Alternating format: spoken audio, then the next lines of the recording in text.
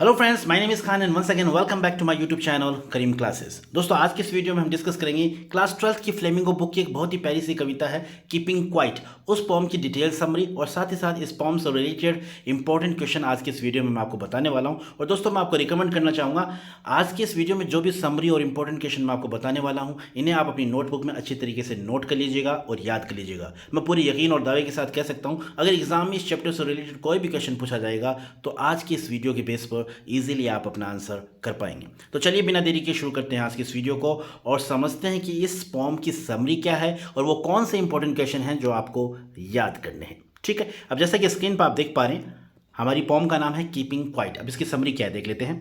This poem has been written by Pablo Neruda. ये कविता जो है किसने लिखी है? पैब्लो नेरुडा ने। ठीक है, in this pome Neruda talks about the necessity of quite introspection and creating a feeling of mutual understanding among human beings. यानी इस पोम के अंदर नेरुडा जो हमारे पोइट हैं वो इंट्रोस्पेक्शन की जरूरत पर ज़्यादा जोर देते हैं, उसके बारे में बात करते हैं, और creating a feeling of mutual understanding यानी इंसानों के बीच में जो आपसी समझ है उस भावना को विकसित करने पर उन्होंने जोर दिया है। ठीक है, The thief is deeply moved by the violence, cruelty towards animals and plight of manual workers.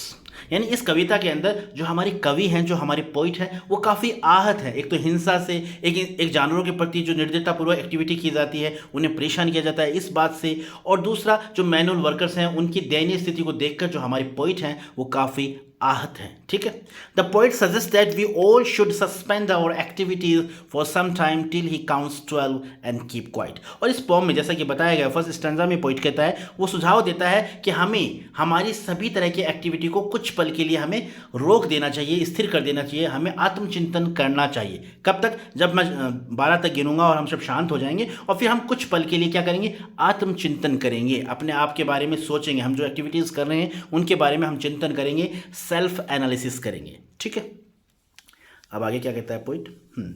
अब पोइट कहता है the moment of quietness will be a historical moment. और जब हम शांत हो जाएंगे, जब हम आत्मचिंतन करेंगे, जब हम हमारी एक्टिविटीज़ को रोक देंगे, कोई भी गतिविधि हम नहीं करेंगे, तो उस दौरान क्या होगा? ये एक ऐतिहासिक, एक असाधारण पल होगा। No cars, no trains and no machines will move. यानी उस वक्त किसी भी तरह का कोई भी शोरगुल नहीं होगा, ना कारें, ना ट्रेन्स, ना कोई किसी भी मशीन का कोई भी हलचल नहीं होगी, किसी भी तरह का शोरगुल नहीं होगा। सब कुछ वातावरण जो होगा एकदम शांत वातावरण होगा।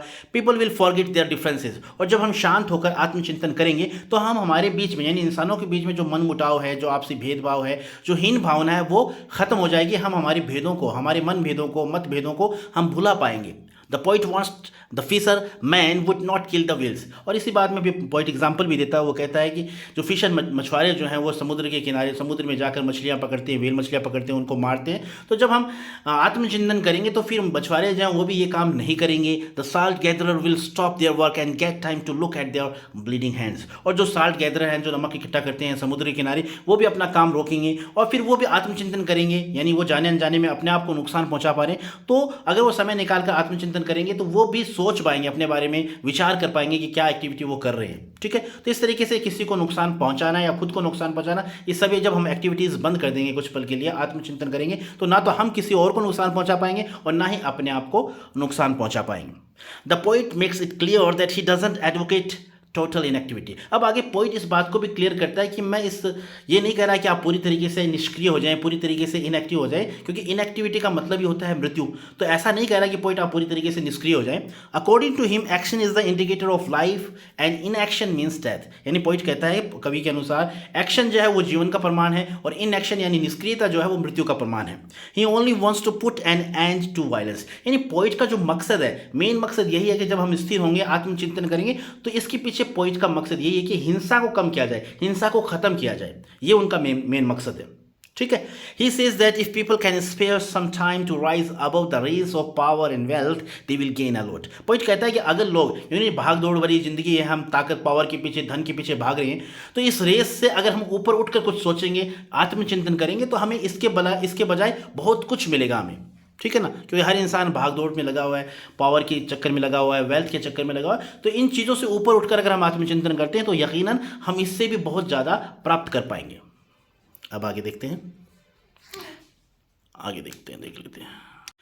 अब आगे पोइट कहता है कि the moment of quietness, sorry just a minute, the moment of quietness is the time to prepare for the renewed interest in the activities of life. और जिस पल हम शांत हो जाएंगे वो पल जो होगा वो पल होगा हमें हमारे जीवन की गतिविधियों को एक तरह से दोबारा नए सिरे से हम अपने जो इंटरेस्ट है उनको क्या कर पाएंगे, उनके लिए तैयार हो पाएंगे। एक तरह से नए सिरे से हम हमारे जीवन की शुरुआत कर पाएंगे, हम आत्मचिंतन कर पाएंगे। Stillness and silence have many benefits, यानी स्थिरता और ये शांति, इसके काफ़ी सारे फायदे हैं। So the poet urges again in the end to keep quiet till he counts 12। इसी तरीके से पोइट लास्ट में दोबारा जो है अर्ज करता है, जो रिक्वेस्ट करता है दोबारा कि मैं 12 तक गिनूंगा और सभी शांत हो जाएंगे, यानी कुछ पल के लिए हम आत्मचिंतन करेंगे। एक डेडलाइन वो बताता है कि जैसे मैं 12 गिनूंगा तब हम सब शांत हो जाएंगे और हम हमारी एक्टिविटीज जो भी हम काम कर रहे हैं उनके बारे में हम आत्मचिंतन करेंगे, हम सेल्फ एनालिसिस करेंगे।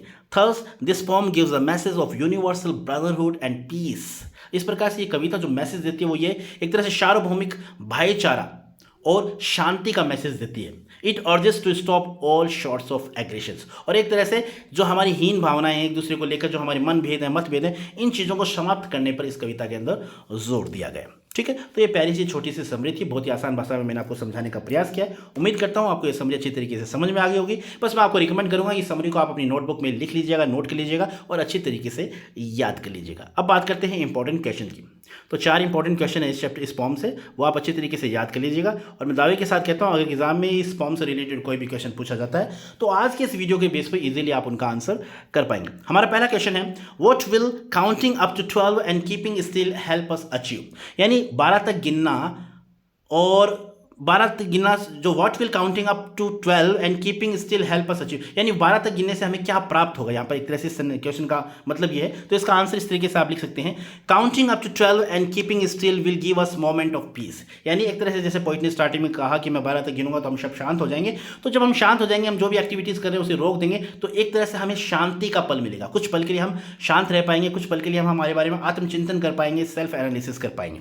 We are free to think and feel the beauty of life, और उस वक्त हम सोचने के लिए स्वतंत्र होंगे और हम इस जीवन की सुंदरता को महसूस कर पाएंगे। We can do better things in the peaceful environment, और हम बेहतर तरीके से, यानी इस शांतिपूर्ण एनवायरनमेंट में हम जो भी काम करेंगे बाद में, फिर हम बेहतर तरीके से उस काम को अंजाम दे पाएंगे। We can save our energy to move in the right direction, और एक तरह से हम हमारी जो एनर्जी, हमारी जो ऊर्जा है उससे एक सही दिशा में फिर हम काम में ले सकेंगे। ठीक है, तो इस तरीके से सिंपली आपको अपना आंसर करना है। अब बात करते हैं हमारे नेक्स्ट क्वेश्चन की, why would keeping still be an exotic moment.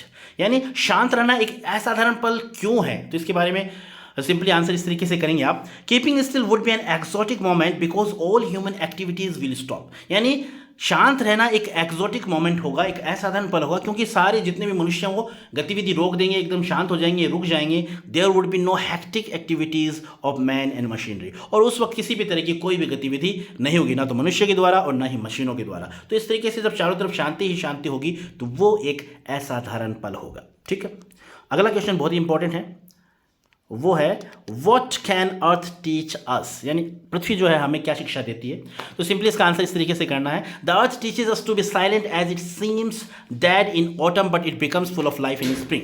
यानी जो पृथ्वी है वो एक तरह से हमें पढ़ाती है, हमें शांत रहना सिखाती है। वो प्रति जैसे जिस तरीके से पतझड़ के मौसम में सब कुछ मृत प्राय होता है, और लेकिन जब स्प्रिंग आती है, वसंत की ऋतु आती है, तो सब हर चीज़ में क्या जान आ जाती है। तो ये बात पृथ्वी से हमें सीखने को मिलती है। So we should make a meaningful future by being silent. तो इस तरीके से एग्जाम्पल, अर्थ का एग्जाम्पल देकर जो पॉइंट है वो हमें एक तरह से शांत रहकर एक अर्थपूर्ण भविष्य की निर्माण करने की बात वो कहता है। ठीक है, अब बात करते हैं हमारे नेक्स्ट क्वेश्चन की और लास्ट क्वेश्चन की, और वो है what message does the poet, what message does the pome keeping quiet give us. यानी ये पोम जो है हमें क्या मैसेज देती है, तो सिंपली आप इसका आंसर इस तरीके से लिखेंगे, the pome emphasises on the importance of keeping quiet and doing nothing for a short duration. यानी पोइट जो है वो जोर देता है किस पर, शांत रहने के महत्व पर जोर देता है, और कुछ पल के लिए, हमेशा के लिए नहीं, कुछ पल के लिए कुछ ना करने पर वो जोर देता है। Doing this will give us an opportunity to think our activities. यानी जब हम ऐसा करेंगे, जब हम कुछ पल के लिए शांत होंगे, कुछ पल के लिए हम इंट्रोस्पेक्शन करेंगे, आत्मचिंतन करेंगे, तो ये हमें अवसर प्रदान करेगा। यानी ये जो टाइम है वो हमें क्या अवसर प्रदान करेगा, अपने बारे में और अपनी गतिविधियों के बारे में सोचने का हमें अवसर प्रदान करेगा। रीअसेस देम, उनका पुनः मूल्यांकन हम कर पाएंगे, एंड करेक्ट देम, और अगर हम कुछ गलत कर रहे हैं तो उसे हम सही कर पाएंगे। तो इस तरीके से एक छोटा सा मैसेज कवि इस कविता के माध्यम से देना चाहता है। तो ये थे इंपॉर्टेंट क्वेश्चन और समरी जिन्हें मैंने बहुत ही आसान भाषा में आपको समझाने का प्रयास किया है। मुझे उम्मीद है समरी और इंपॉर्टेंट क्वेश्चन आपको अच्छी तरीके से समझ में आ गए होंगे। So this is all about the video. I hope you like this video and if you did please give it a like and share with your friends and siblings who are especially in 12th class. Once again, thank you so much for watching this video till the very end. See you soon in next video. Till then, take care of yourself. Keep watching, keep growing, keep smiling. And once again, thank you. Have a nice day.